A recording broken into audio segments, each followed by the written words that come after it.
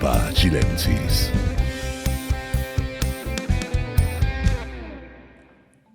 Bienvenidos a un nuevo capítulo de Jutzpah Chilensis. Estamos de vuelta. Hernán López, Gabriel Colodro, como de costumbre. Hoy día vamos a hablar de un tema bien controversial y actual en Israel. Primero quiero recordarles que, como les planteaba en el capítulo anterior, vamos a hacer estas sesiones escuchando un álbum de algún artista israelí que nos llama la atención. O sea, en este sentido he sido bastante totalitario. Te llama la atención. Tiene que ver con el tema. Así que me llama la atención. Estamos escuchando Pinhas Ubanav, Pinhas and Sons, que es una banda israelí compuesta de una gran cantidad de músicos de distintas áreas, con distintas influencias, y me parece bastante interesante, así que les vamos a dejar acá abajo el link para escucharlo en Spotify si les gusta. Así que vamos a partir el capítulo de hoy. Hoy día vamos a hablar de la reforma judicial de Yariv Levin. Nada más y nada menos el tema del mes de gobierno, digamos, más que del mes ni de la semana. Uno de los temas, porque en realidad han logrado ir posicionando tantos temas al mismo tiempo que ya en realidad uno no sabe por dónde empezar. Entonces, todos los días es un tema importante, pero dentro de todo, digamos, yo creo que es el más como relevante. Sí, bueno, son varias cosas dentro de una, ¿cierto?, lo que propone la reforma judicial. Y bueno, vamos a ir analizando una a una, pero me gustaría hacer un pequeño disclaimer antes. O sea, obviamente yo tengo una postura súper clara respecto a la reforma judicial. Hernán, me imagino que tú tienes una postura también quizás similar, pero... En general, digamos, porque hay una cierta acuerdo de todos aquellos que hoy somos oposición en la perspectiva con que se ve. Pero hay matices en términos de que la cosa va evolucionando y va mutando prácticamente de un día para otro. Pero sí podríamos reconocer, digamos, públicamente que estamos en la oposición y nos parece no bien, digamos, lo que está ocurriendo. Claro. O sea, hay varios puntos. Primero, me gustaría hacer un pequeño análisis general de cuál es el objetivo de hacer una reforma judicial hoy en Israel, cuál es la urgencia y por qué pasa ahora. O sea, antes del gobierno del cambio que terminó hace unos meses, hubo distintos gobiernos, pero todos liderados por Benjamin Netanyahu, aproximadamente 10 años seguidos de gobierno de Netanyahu, y no se realizó esta reforma. No se realizó esta reforma, bueno, yo tengo mi visión personal de por qué no se realizó esta reforma antes y cuáles son las problemáticas del sistema judicial en Israel que debiesen ser tratados, ¿cierto?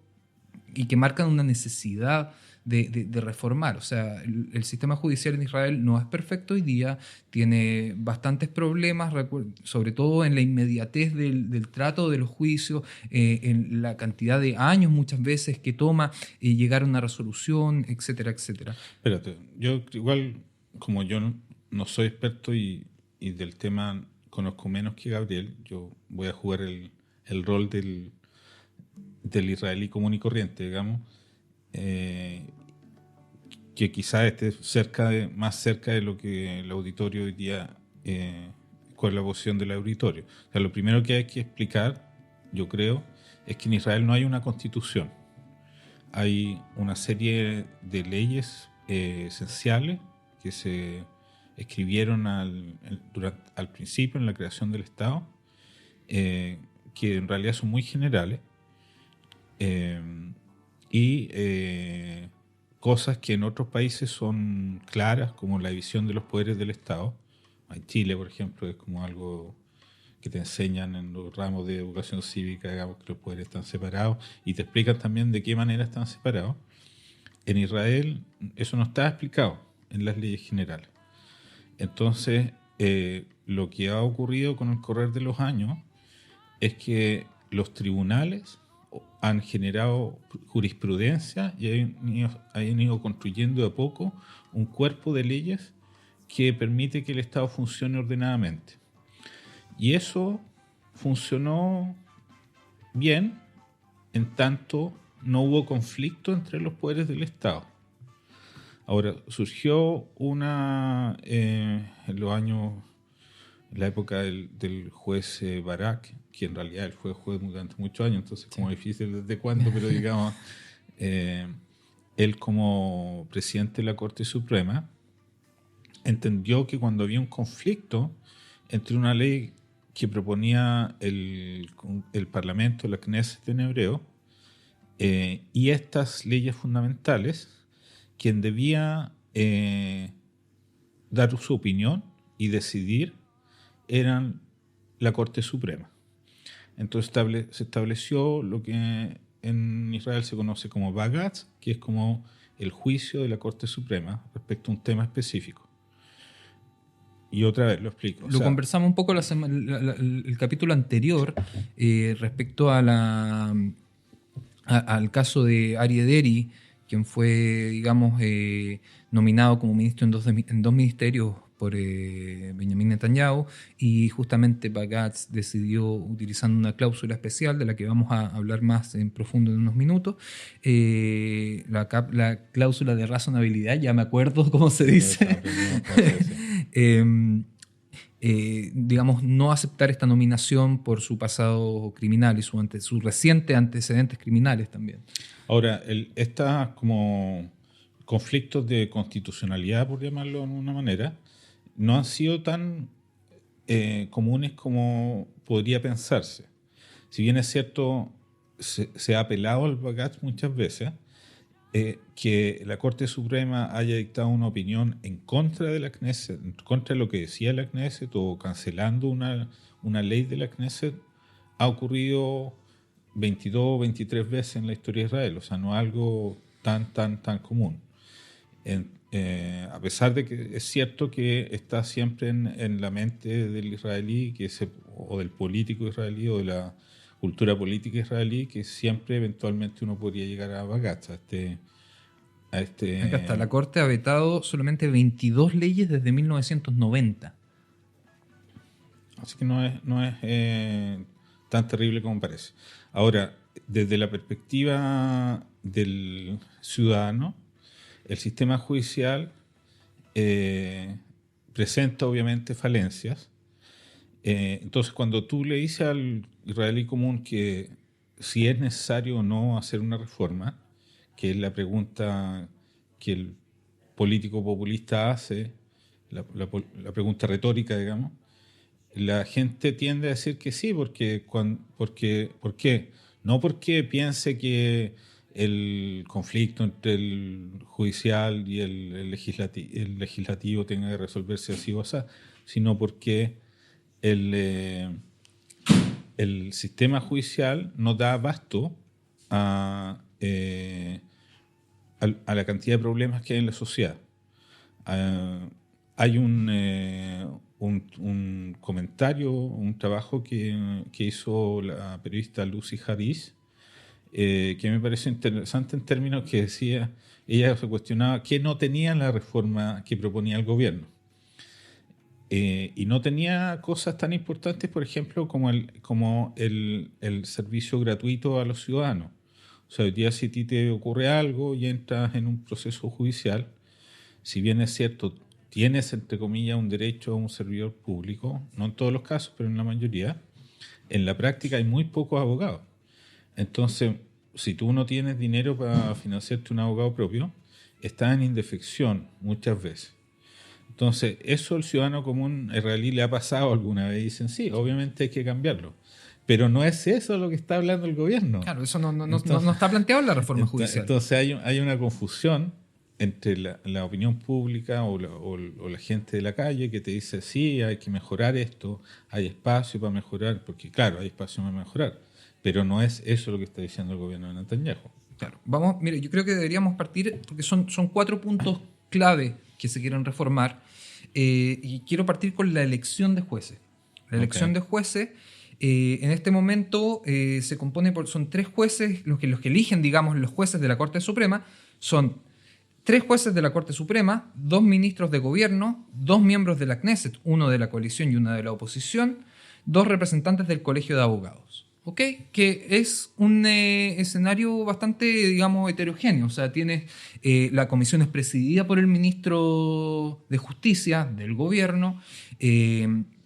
Sobre eso hay otro miembro, otro ministro de gobierno y otro miembro de la Knesset también del gobierno. Solamente un representante de la oposición. El resto son tres jueces de la Corte Suprema existentes y dos representantes del Colegio de Abogados. Entonces, si uno se fija en esa estructura, da la sensación de que hay una cierta independencia, como que el Poder Judicial se autoadministra.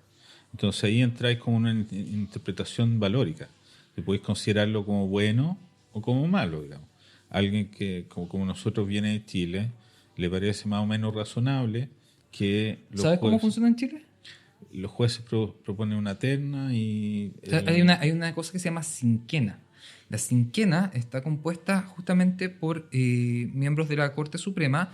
El presidente tiene el derecho a elegir a uno y son todos ratificados por el Senado. Claro, hay un juego, digamos.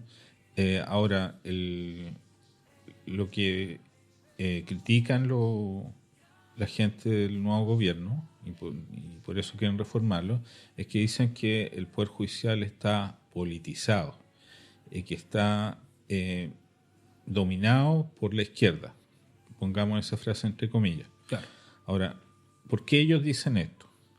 Porque durante todos los años que el juez Barak fue presidente de la Corte Suprema, en el fondo él defendió los derechos, como el concepto de la ilustración universal. O sea, un ejemplo, el hecho de que existiera, por ejemplo, la primera mujer piloto que pudiera entrar en esa función, que tradicionalmente no podían, fue dictaminado por la Corte Suprema. Entonces había como una noción de histórica, ¿cachai? Como que la sociedad progresando, las leyes se tienen que ir adaptando a esa situación, y la Corte Suprema siempre representó la ilustración dentro de la sociedad israelí. Que la sociedad israelí, porque está compuesta por diferentes grupos, como muchas sociedades, tiende a ser más conservadora en muchos aspectos, especialmente en aquellos que tienen que ver con rasgos culturales o religiosos. Entonces, el mundo de derecha o el mundo ortodoxo de a poco fue identificando a la Corte Suprema como un lugar donde a ellos les parecía que había un cierto criterio de izquierda, le hace ilustración o progresista. Claro, porque o sea, hoy día estamos hablando, O sea, estamos no es hablando que del gobierno de Netanyahu. O sea, hay que entender que todo lo que no apoya a no, todo Netanyahu lo que hoy no son día ellos es de izquierda. O izquierda. sea, al O sea, nivel de que Lieberman y Bennett son claro, acusados de ser de izquierda, obvia- la policía ha sido acusada de ser de izquierda, la fiscalía acusada de ser de izquierda, etcétera. O sea, obviamente los jueces de la Corte Suprema de Israel nunca fueron del Partido Comunista, ni anarquistas, ni mucho menos. no, pero hay jueces votantes del Likud. Totalmente. Entonces, solamente para que la audiencia entienda que cuando el gobierno acusa que una cosa es izquierda, no es que andan disfrazados de comunistas, ¿cachai? No, para nada, sino que simplemente representan valores que hoy día son, en la cultura occidental, son De hecho, tienen comunes, prohibido digamos. plantear públicamente su identidad política, los jueces en general, no solamente los jueces de la Corte Suprema, sino que los jueces en general tienen prohibido. De hecho, hay un caso bien controversial que se le denegó a una candidata a la Corte Suprema que había publicado una agenda personal política muy ligada al Likud, y en su momento no se le permitió ser jueza de la Corte Suprema por lo mismo, porque su postura ya era pública. Había una acción, digamos, abierta, y eso, digamos, se contrapone con los valores que tiene que tener la Corte Suprema, justamente en independencia al poder político desde la Knesset y el gobierno. Ahora, Totalmente. Entonces, eso que tener claro, digamos, que no se refiere a una cosa ideológica, que a veces tiene muchos matices vinculados con la religión, porque los jueces, Aaron Barak y qué sé yo, tendieron a dar espacio a todas las formas de ser judío, digamos. Entonces, sí. eso de alguna manera fue leído por los sectores más conservadores, religiosos y políticos como algo revolucionario. Claro, Entonces, ejemplo, en el caso de siempre hablan de la revolución de Aaron Barak y que esta sería como una segunda una revolución o una contrarrevolución, algo contrarrevolución. así. Claro. Sí, bueno, justamente hay un tema interesante con el tema de de la religión en sí. Por ejemplo, los movimientos conservador y reformista. Por ejemplo, una conversión conservadora o reformista en Israel, para ser aceptada por el Ministerio del Interior, tiene que haber un juicio hacia el Ministerio del Interior para ser reconocida. Y en eso interviene la Corte Suprema para aprobarla, porque evidentemente, o sea, todos sabemos cuál ha sido la línea del Ministerio del Interior durante los gobiernos de Netanyahu, ha sido el mismo Ari Ederi del partido Shas, un partido ultraortodoxo, que no apoya, no es muy efusivo en apoyar los O sea, movimientos liberales simplemente, judíos. digamos, entender que acá hay como complejidad, digamos, que hay que ser como cuidadoso con la semántica, porque es muy fácil perderse. Sí. Ya, entonces, quedamos los jueces. Quedamos ¿Quién los más? jueces. La nominación de jueces, como decíamos, era 3 jueces de la Corte Suprema, 2 ministros de gobierno, incluyendo el ministro de Justicia, 2 miembros de la Knesset, uno del gobierno, uno de oposición, 2 representantes del Colegio de Abogados. ¿Ok? Parve. Lo que quieren hacer... Espérate, quería comentar lo del Colegio de Abogados, ¿ok? Porque eso ha sido cuestionado otra vez. Uno tendería a pensar que, obviamente, si es una cosa que tiene que ver con el Poder Judicial, el Colegio de Abogados tendría que ser parte. Ahora, parte de los cuestionamientos tenían que ver con que ellos no van como especialistas, sino van como un gremio. Entonces, ¿por qué los abogados y no los médicos, los ingenieros, los trabajadores? ¿Por qué? ¿Me entendés? Si hay una cosa tan importante. Entonces, los colegios profesionales en Israel no son tan importantes como en otros lados.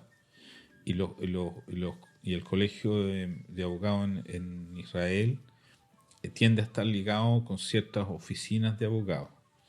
Entonces hay como una sospecha siempre de que es como una politización indirecta a través porque las oficinas de abogados en el fondo pisarían fuerte dentro del colegio de abogados y habría como una ideología implícita en esto. No sería tan parve como nosotros tendemos a pensar, digamos. Es como parte del cuestionamiento que ellos hacen específicamente a los miembros del colegio de abogados. Mira, la verdad es que pero incluso si eso lo tomamos en consideración como así, como un hecho de que hay una postura, qué sé yo, súper dura de parte del Colegio de Abogados, o sea, lo que plantea la nueva propuesta de elección de jueces deja absolutamente... Mira, vamos a verlo.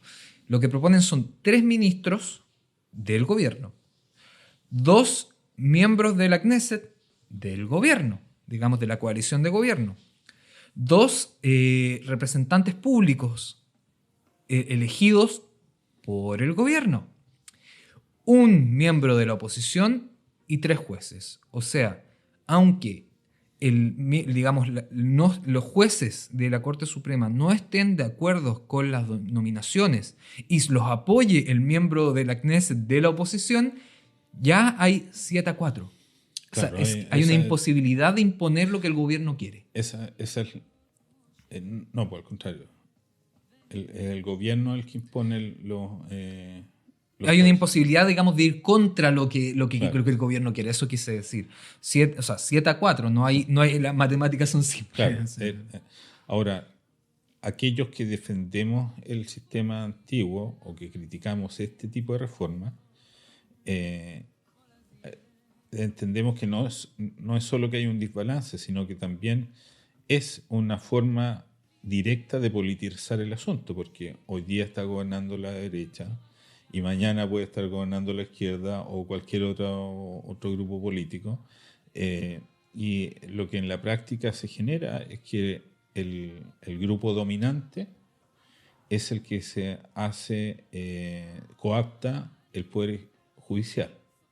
Entonces, la división que sería deseable entre los poderes desaparecería. Y en ese sentido, la democracia como concepto entraría en crisis. Pero esa es solamente una parte de la reforma, porque otra parte de la reforma, ya que cerramos el tema de la elección de jueces, entendemos que la propuesta le da un poder total al gobierno de elegir a los jueces de la Corte Suprema. Otra se llama Piscat et Gabrut, la cláusula de superación. ¿Qué quiere decir la cláusula de superación? Quiere decir que el gobierno, o digamos la Knesset en general, con 61 votos, con el 50% más uno de la Knesset, puede superar cualquier decisión de la Corte Suprema. Quiere decir que no importa la elección de jueces, como la hagan, si se aprueba esto, el gobierno va a poder, digamos, con sus 64 escaños que tiene hoy, decidir mañana cualquier cosa. Cualquier cosa. Por ejemplo, mira, voy a hacer un comentario partidista. Yair Lapid da un ejemplo con los pelirrojos. Dice, si el gobierno mañana quiere expulsar a todos los pelirrojos de Israel con 61 votos, podría hacerlo legal, porque la Corte Suprema no podría intervenir. Eso significa una Piscat Gabrut, una cláusula de superación. Claro, ahí es como es como un remache del sistema de este concepto de que el poder, el grupo dominante controle todos los aspectos posibles. O sea, incluso si los jueces que sean nombrados por ellos mismos no cumplen con lo que el poder instituido quiere que ocurra, aún así el poder instituido puede cuestionarlos y subordinarlos a ellos. No es tan raro porque tiene que ver con la experiencia del mismo Bibi, en términos que él, cuando nombró a Mandelblit, que es él, ¿cuál es el puesto que tenía? Contralor General de la General. Él suponía que por el hecho de que él lo había nombrado, no iba a ahondar o no iba a aprobar investigaciones contra él, y al final sí lo hizo. Entonces, me imagino yo que Vivi aprendió de la historia y entendió que tenía que generarse otra herramienta más que hiciera imposible que el poder constituido o la mayoría dominante perdiera el control de la realidad política. No, y sobre eso, o sea, también están los derechos de las minorías. O sea, cualquier derecho de minoría podría ser anulado o podría ser pasado a llevar con este tipo de imposición. Digamos, le quitaría la facultad a la Corte Suprema de poder velar justamente porque se respete la ley existente, digamos, de protección de derechos de las minorías y poder aprobar cualquier cosa, literalmente cualquier cosa. Ahora, como decíamos al principio del capítulo, la Corte Suprema ha vetado solamente 22 leyes del gobierno desde 1990. O sea, han pasado 33 años. En 33 años, 22 leyes es bastante poco. Los vetos han sido, digamos, sobre cosas súper sociales, por decirlo de cierta forma, históricamente. Por ejemplo, sobre... Y no han tenido un marco ideológico evidente. O sea, hay veces que se ha cuestionado a gobiernos de derecha, hay veces que se ha cuestionado a gobiernos de izquierda. No es que así que la Corte Suprema haya actuado en una línea ideológica permanente, sino que ha ido caso a caso definiendo su posición independientes de las ideologías de los gobiernos de turno, digamos. Claro. Bueno, ejemplos hay bastantes. O sea, la otra vez había un caso de una familia ultraortodoxa que quería enterrar a su familiar, un familiar que murió, sin autopsia. Claro. Por la transgresión, digamos, al cuerpo, digamos, dentro de la visión más conservadora del judaísmo, no estaría permitido, etcétera, etcétera. Y la Corte Suprema falló a favor de la familia, permitiéndolos enterrarlos sin hacer autopsia. Claro. Que no tiene un sesgo de izquierda o derecha, ¿cierto? Es una cosa, qué sé yo. Claro, pero uno podría leer lo que es como defender los valores más tradicionales de Israel, en el sentido... como que ha desmitificado la idea de que la Corte Suprema siempre apoya el laicismo o las visiones más progresistas del judaísmo. O sea, en ese caso, el ejemplo correcto que tú das, ellos apoyaron una visión más tradicional del judaísmo.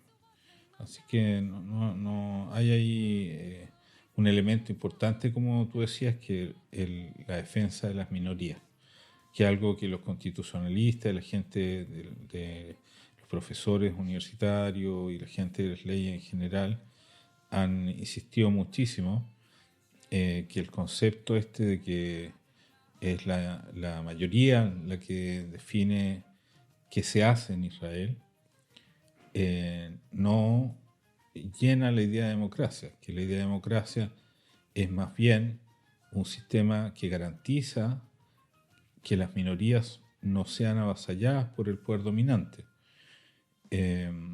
Y toda esta reforma, esta revolución que plantean el nuevo gobierno, en el fondo conculcaría los derechos de aquellos que somos minorías, en cualquier minoría, digamos. Claro, minoría religiosa, minorías sexuales, minorías de toda índole. O sea. Ahora, obviamente, en este contexto, en el realm de verdad, digamos, todos entendemos que las minorías tienen nombre y apellido, digamos. O sea, los primeros afectados serían los árabes, las minorías sexuales, los movimientos liberales, los reformistas, que han sido explícitamente amenazados, digamos. Comparados incluso con movimientos antisemitas. O sea, bueno, pero podríamos entrar en eso, pero yo quiero que avancemos en Entonces, terminamos la Piscat Gabrut, la cláusula de superación, que le permitiría con 61 votos aprobar cualquier cosa al gobierno. Está el principio de razonabilidad, lo que hablábamos la semana pasada, que le permitió a la Corte Suprema, ¿cómo se dice?, cancelar la nominación de Aryeh Deri por su pasado criminal, su reciente pasado criminal, como ministro en 2 ministerios. Y esto se quiere impedir que los jueces utilicen el principio para revocar decisiones del gobierno, o sea, quitarles absolutamente toda facultad. Eliminarla, digamos, de lleno. No hay cláusula de razonabilidad, los jueces no tendrían la capacidad de interceder frente a ninguna decisión del gobierno bajo esta cláusula, que ya vimos, o sea, por lo menos bajo mi concepto es bastante necesario. Hay muchas acciones específicamente el gobierno actual que transgreden, digamos, los valores occidentales y democráticos, y por lo menos, digamos, contra la corrupción específicamente, que hacen necesario este tipo de cláusulas. Es como un atentado contra el sentido común, claro. Literalmente. O sea, lo que pasaba con Deri, que lo inhabilitas por tener una actitud criminal y después lo tratan de poner en otra cosa. O sea, ahora, para dar un update del capítulo pasado, hace 2 días aproximadamente, todos los miembros de la coalición, los 64, firmaron un documento para hacer una reforma a una ley básica del Estado para impedirle a la Corte Suprema interceder en la nominación de ministros por parte del primer ministro. Digamos, en la ley básica que le da las facultades al primer ministro de nombrar ministros, digamos, hacer imposible que la Corte Suprema pueda interceder en ella. Mira, acá, como entre paréntesis, me gustaría recordar de nuevo que en Israel no tenemos una constitución.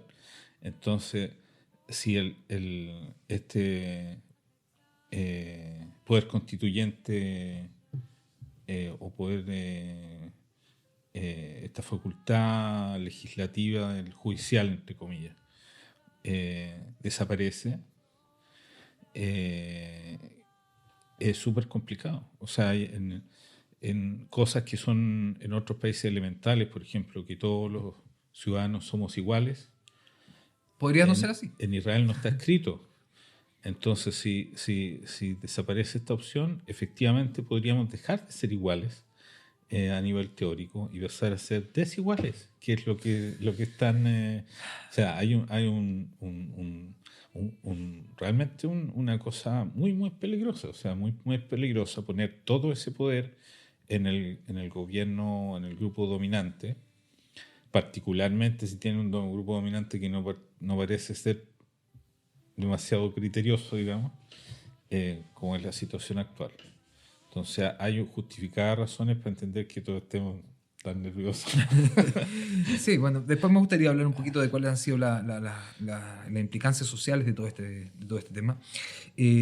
Para dar un ejemplo, voy a plagiar a mi amigo Mati Sakal, literalmente con un ejemplo que da un artículo que si quieren lo leen en su portal, que se llama conisraeliporlapaz.com, sobre el principio de razonabilidad. Él plantea, en cierta ocasión se presentó a la Corte Suprema el caso en que el gobierno había decidido proteger de manera limitada las escuelas de Sderot en los cohetes lanzados desde Gaza, debido a las limitaciones presupuestarias. La Corte falló que el gobierno no hizo una ponderación correcta entre la seguridad y los estudiantes y las limitaciones presupuestarias y ordenó proteger esas escuelas. O sea, lo que hizo el principio de razonabilidad fue obligar al gobierno a invertir más en la protección de las escuelas al alcance de los misiles de Gaza. Que, de nuevo, por algo se llama principio de razonabilidad. Hay una... O sea, yo creo que todo israelí le va a parecer evidente que es necesario, digamos, proteger sobre todo las instituciones educativas donde van los chicos, donde hay menores de edad, digamos, al alcance de misiles terroristas. Entonces, eso como para dar un pequeño ejemplito. Saludos a Mati, de todas formas. Lo otro punto, ya estamos en el cuarto punto, los asesores jurídicos del gobierno. Acuérdate que no nos alarguemos mucho la otra vez. Sí, la otra vez sí. Un rato, no, pero estamos bien todavía. Estamos bien. ¿Alguien visto el reloj? Ya, no estamos viendo el reloj. Todo bien. Asesores jurídicos del gobierno. Lo que quiere es convertir la opinión de los asesores jurídicos del gobierno en no obligatoria. O sea, espérate, pero expliquemos que porque es una figura que no tiene las mismas funciones en otros países. Ok, el gobierno tiene un asesor jurídico de planta y cada comisión legislativa tiene un asesor jurídico que va diciendo en el fondo, hey, esto es legal, esto no es legal. ¿Existe una ley sobre esto? No existe una ley sobre esto. Tiene potestad, o sea, tiene uñas y dientes. O sea, no es como en otros lados que los asesores están ahí pintados y les preguntan o no preguntan. Te voy a dar un ejemplo. Cuando antes de que se formara el gobierno, ya habían abierto las comisiones, como dijimos en el capítulo anterior. Ya habían abierto comisiones, por ejemplo, para pasar leyes personales. Por ejemplo, la ley Ben-Gvir, que le daba mayor poder frente a la policía al ministro de Seguridad Nacional. En la redacción inicial de la ley, le daba poderes por sobre el comisionado en jefe de la policía.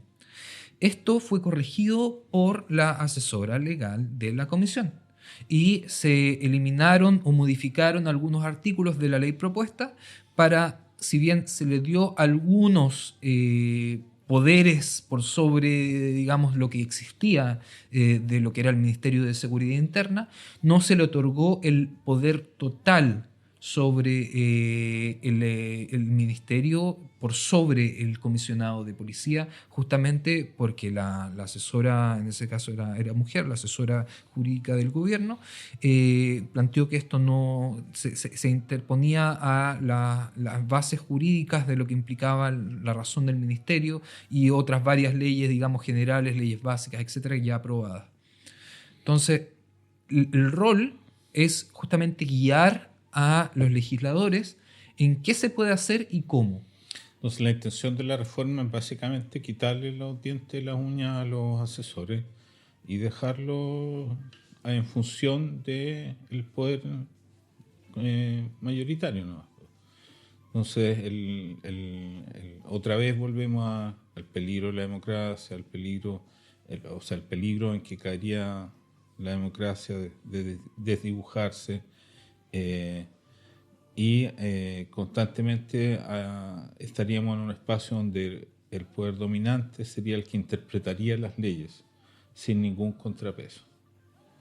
Sí, bueno, ahora, ¿por qué lo que decía al principio? ¿Por qué se está haciendo esto ahora y no se hizo hace 8 años, hace 10 años, hace 5 años, hace 3 años incluso? Hay una diferencia sustancial. El año 2012, Netanyahu daba una conferencia de prensa y decía, Los poderes del Estado deben ser independientes, una Corte Suprema fuerte es necesaria para mantener la democracia.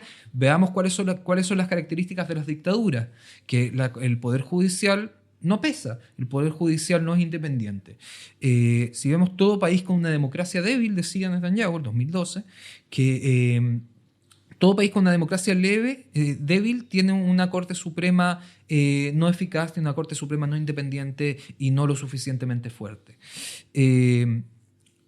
Ahora justamente, y de hecho decía, si llega cualquier proyecto de ley a mi mesa, no tengan ninguna duda que va a ser rechazado, va a ser archivado, porque mientras yo hasta aquí voy a proteger la independencia de la Corte Suprema y el carácter democrático de Israel. Lo que pasó entre medio fueron 3 juicios criminales contra Netanyahu. Mira, eso es verdad. Ahora, también es cierto que la gente puede cambiar de opinión. Pero, como tú dices... ¿Tanto? ¿Tanto? No, la gente puede cambiar de opinión. O sea, los políticos no pueden abstraerse de la realidad, y es cierto que hace mucho tiempo mucha gente viene hablando de la necesidad de hacer una reforma. Eso lo expresamos desde el principio, que es una cosa que da vuelta en la sociedad israelí. Pero esta reforma no nos lleva a obtener un mejor sistema judicial. Ese es el segundo gran problema. O sea, el primer gran problema es que debilita la democracia, y el segundo es que después de esto los ciudadanos comunes no vamos a tener un mejor sistema judicial. Claro, o sea, no soluciona ninguno de los problemas que afectan a la gente. Aquellos que no tienen un abogado del Estado que los defienda van a seguir no teniendo un abogado del Estado. No, pero mira, el número reducido de tribunales va a seguir siendo el mismo número reducido de tribunales, no van a haber más. No, si no hay ninguna solución en ese sentido. A ver, pero es que, quiero que tratemos de entender qué es lo que se está haciendo, porque, a ver, cuando un gobierno con una mayoría, en un gobierno parlamentario como el que tenemos en Israel, que tiene una mayoría absoluta del poder legislativo y a la vez actúa como gobierno, ¿cierto?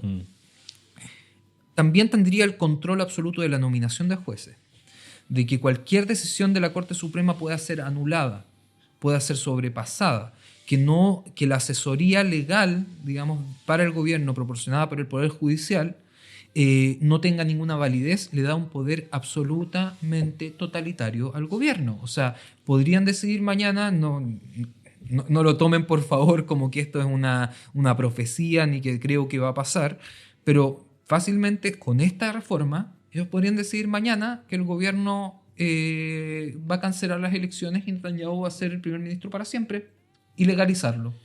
No estoy diciendo que va a pasar, pero les da la posibilidad de hacerlo.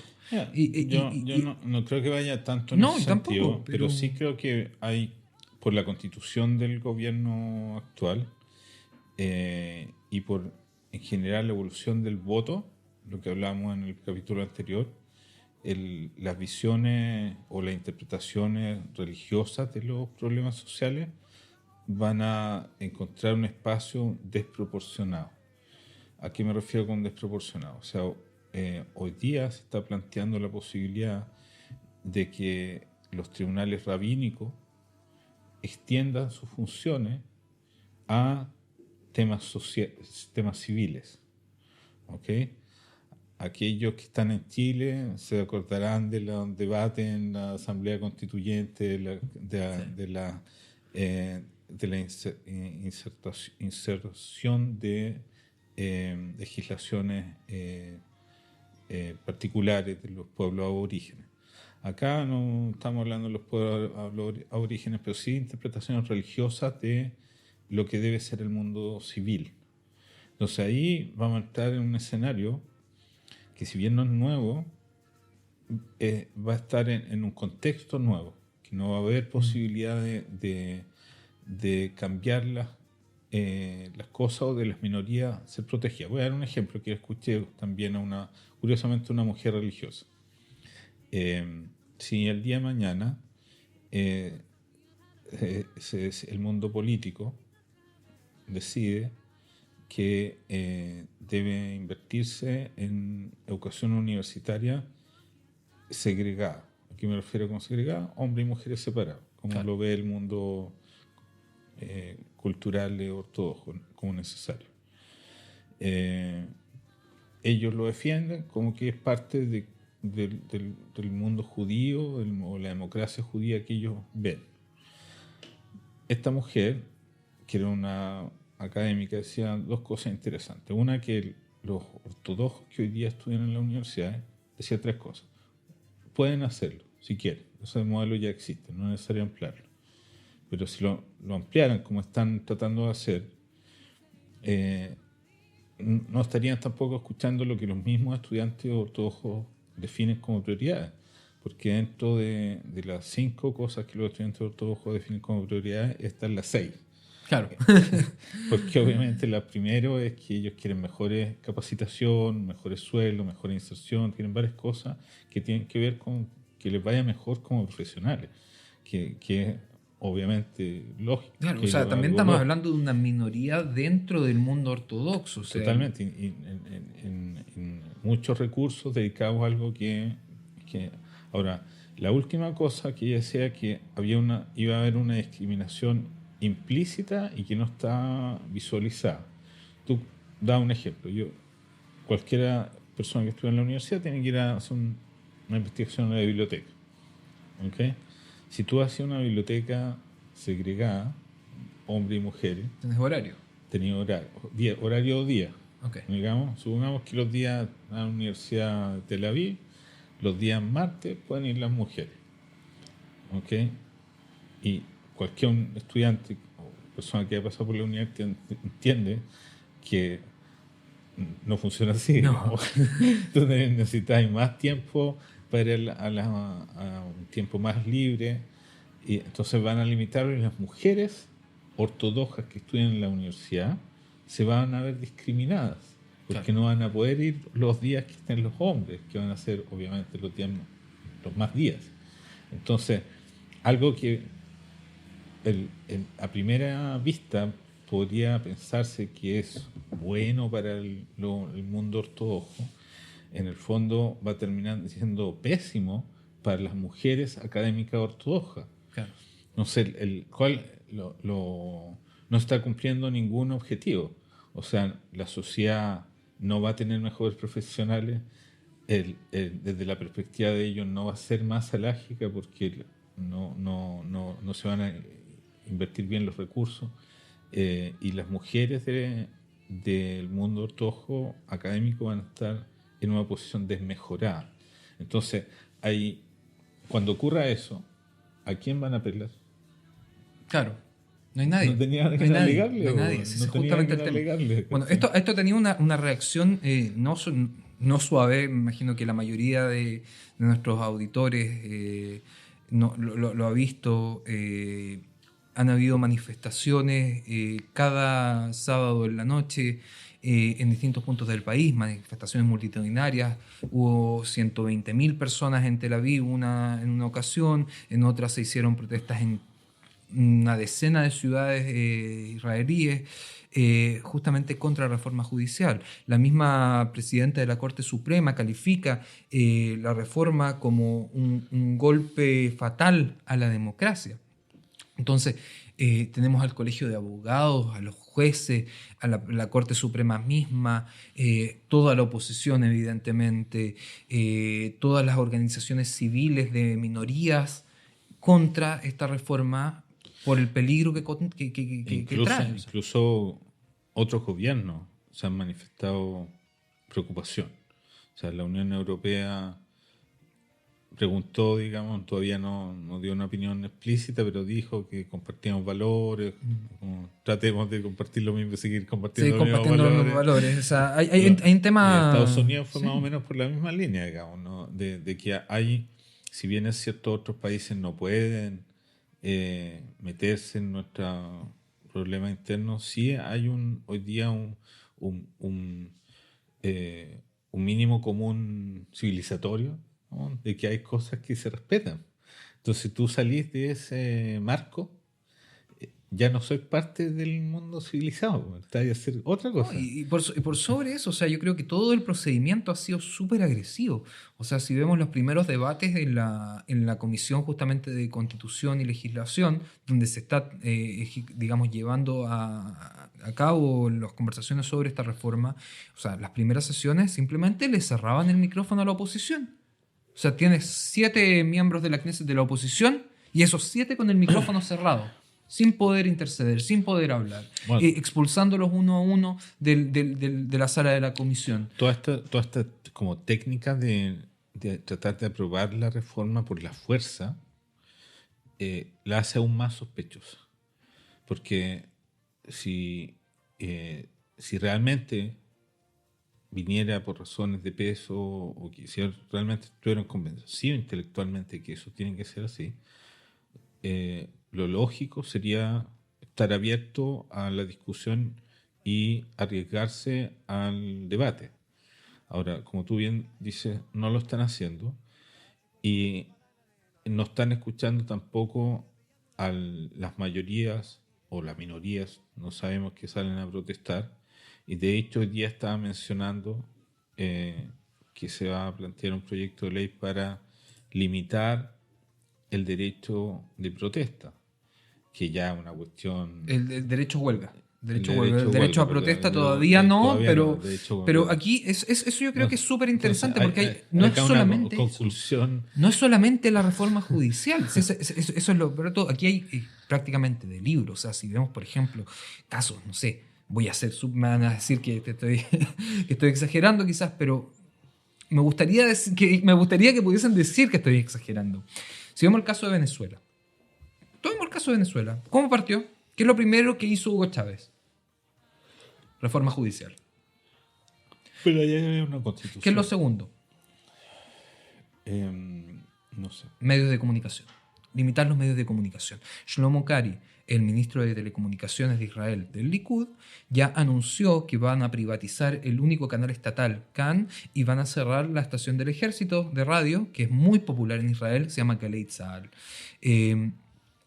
O sea, están absolutamente limitando la libertad de prensa en ese sentido, justamente por las investigaciones que ha hecho Khan a lo largo de estos gobiernos de Netanyahu específicamente, grabaciones expuestas. También, ese es un tema, también quieren prohibir la exposición de grabaciones a Haberei Knesset, impedir que en cualquier investigación se le puedan quitar los teléfonos y los computadores a Haberei Knesset investigado. También es otro proyecto de ley que está avanzando Boaz Bismuth en ese caso. Están tirando muchas cosas al mismo tiempo que dan una sensación muy amarga. O sea, no es algo... y recordemos, el primer ministro está en 3 juicios paralelos por abuso de confianza, por fraude. Pueden escuchar nuestro capítulo número 19, si nos vamos 2 años atrás. Hicimos un capítulo sobre los juicios de Netanyahu con el abogado León Amiraz, que es vicepresidente de la OLEI, donde se explica específicamente los juicios de Netanyahu. No vamos ahora, toma mucho tiempo explicarlo, pero los juicios siguen su curso y van a seguir su curso hasta que se apruebe esta reforma judicial, porque no han sido pocos los representantes políticos y los miembros de la Knesset de partidos de esta coalición que han dicho que en el momento que puedan van a eliminar los juicios de Netanyahu, van a impedir que un primer ministro pueda ser llevado a juicio mientras esté en el poder. Y abiertamente, esto no lo estoy inventando ni es una conclusión mía. Por ejemplo, Bezalel Smotrich lo ha dicho así. Ahora, lo otro que ha llamado mucho a la preocupación ha sido que anuncio de que esta reforma sería parte de un modelo general de transformación de la sociedad de ellos. Sería esta como una primera etapa de transformación. Entonces, la duda de todo es cuáles son las otras etapas, porque si ya... Pero por eso, o sea, si es de manual, o sea, tienes primero la Corte Suprema, eliminas el Poder Judicial y cualquier tipo de facultad que tenga independientemente del gobierno. Segundo, las comunicaciones. ¿Cuál es el tercer paso? No sé. Restringir las huelgas, las protestas y las manifestaciones sociales en general. En fondo, si ya se amenazó con legislar la restricción de huelgas. ¿Por qué? Porque el Sindicato General de Trabajadores de Israel, Histadrut, que es una entidad como legendaria, podríamos decir, de Israel, digamos, Claro. ha anunciado que si esto continúa, van a llamar a una huelga general. ¿Y cuál es la respuesta del gobierno en ese sentido? Bueno, vamos a legislar para limitarles el poder de huelga. Vamos a limitar la capacidad de los trabajadores de ejercer su derecho a huelga, que es algo que existe en todas las democracias.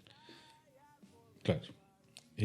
Bueno, mencionábamos que otros cuerpos sociales se han manifestado, como ha sido parte del empresariado o de los inversores, que ya desde un punto de vista técnico, desde la economía, digamos, llama la atención de que la aplicación de esta reforma en los términos que ellos están planteando dibujaría un escenario adverso a la inversión extranjera. Y eso ya sería... ya está siendo realidad. O sea, la semana pasada una empresa, digamos que, si no me equivoco, digamos, el valor de la empresa son 3.7 billones de dólares.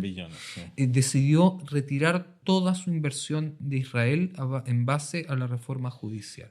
Y esperaron a que Netanyahu diera una respuesta oficial. Y dio una respuesta oficial diciendo: nosotros vamos a continuar con esto, es todo mentira, no va a haber desinversión. Bueno, la desinversión está ocurriendo.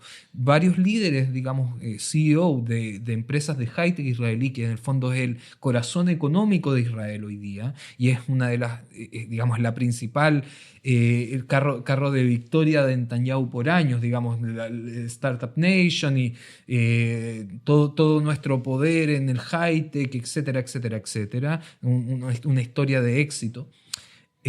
Han anunciado las empresas que van a desinvertir este año, que no van a invertir en Israel por la reforma judicial. Mira, y eso salió en Calcalista hace 2 semanas.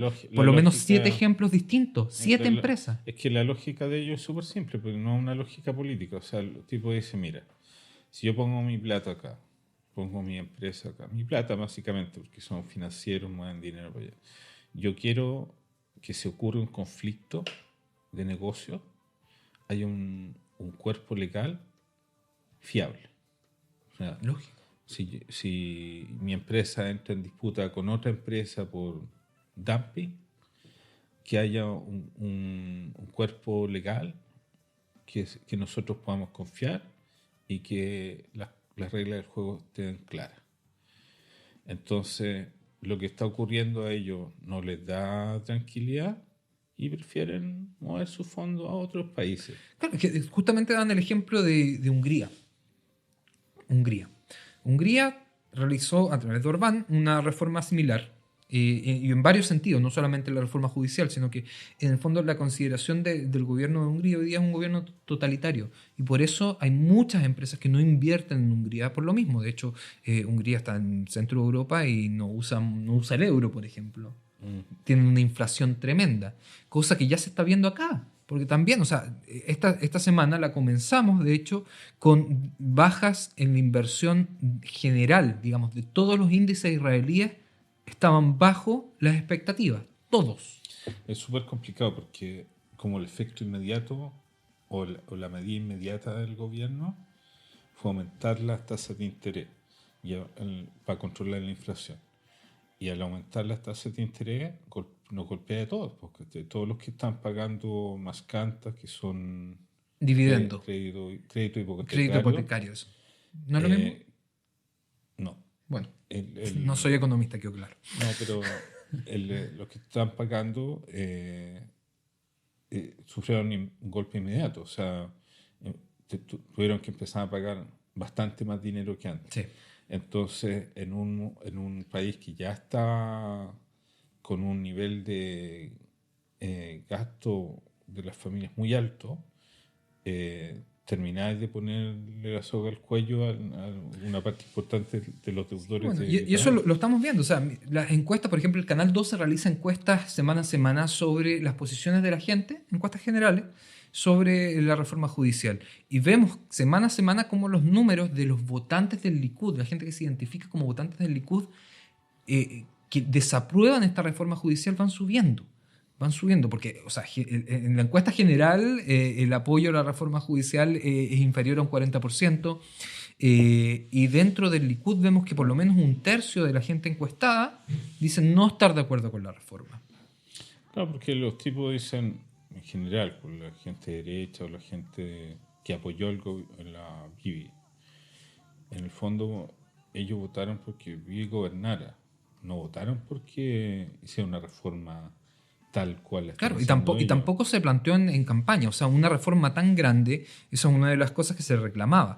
Porque una reforma de este tipo debería haber estado anunciada en campaña como prioridad. O sea, ha sido la prioridad número uno del gobierno por sobre todos los anuncios de que vamos a bajar el precio de la benzina sube. Vamos a controlar el alza del precio de la luz. El alza del precio de la luz es lo que es el triple de lo que ellos habían anunciado, etcétera, etcétera, etcétera. Entonces, todas las prioridades que ellos anunciaron como prioridad se dejaron de lado y se priorizó esto.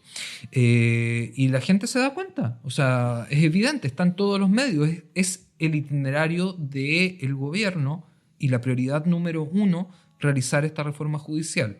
Porque si no la realizan, los juicios van a seguir su curso. Yo insisto, esto tiene relación directa con los juicios al primer ministro.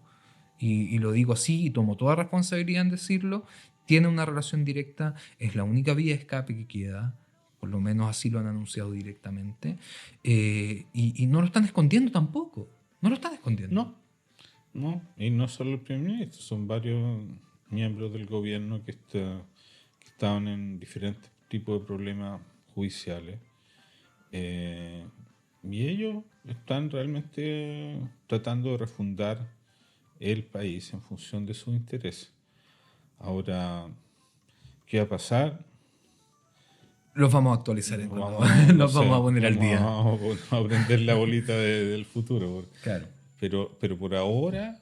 Por ahora las lo que manifestaciones siguen, por ahora todas las organizaciones israelíes que se han movilizado, desde los sindicatos, las organizaciones civiles, la Corte Suprema, el Colegio de Abogados, todos están, digamos, en la misma postura, se sigue protestando. Yo he ido a las protestas, personalmente he ido a las protestas, me he encontrado con jueces de bata, así, vestidos de bata en las protestas.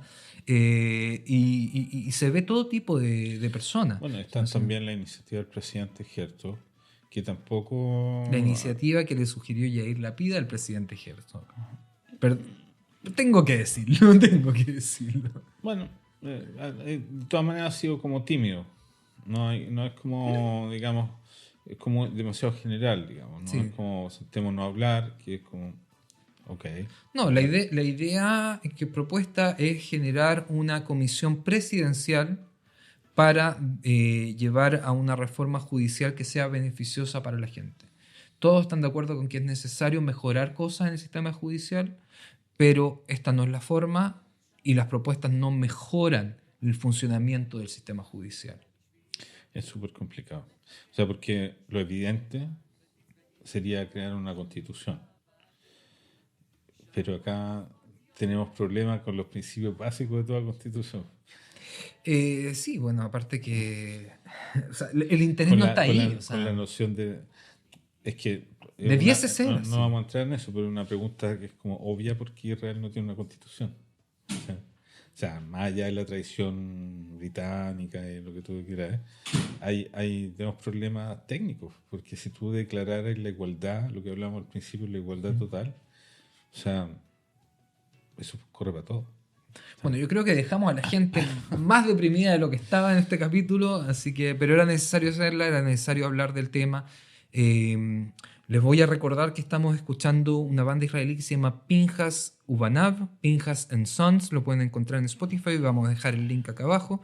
Y de nuevo, aceptamos todo tipo de sugerencias, recomendaciones, que nos digan, hey, podrían cambiar el cuadro de atrás. Ahora nadie nos comentó los cuadros de La Noche de los Muertos Vivientes y del Padrino, que están maravillosos. Estamos como rearmando la audiencia. Y primero darle las gracias a todos los que comentaron o escucharon, comentaron dentro del Facebook, digamos, que en general fueron comentarios de apoyo, no críticas ni sugerencias, pero gracias primero por volver a escucharnos, gracias por tomarse el tiempo de escucharnos, porque también es un programa mucho más largo el que hacíamos y más denso en términos conceptuales.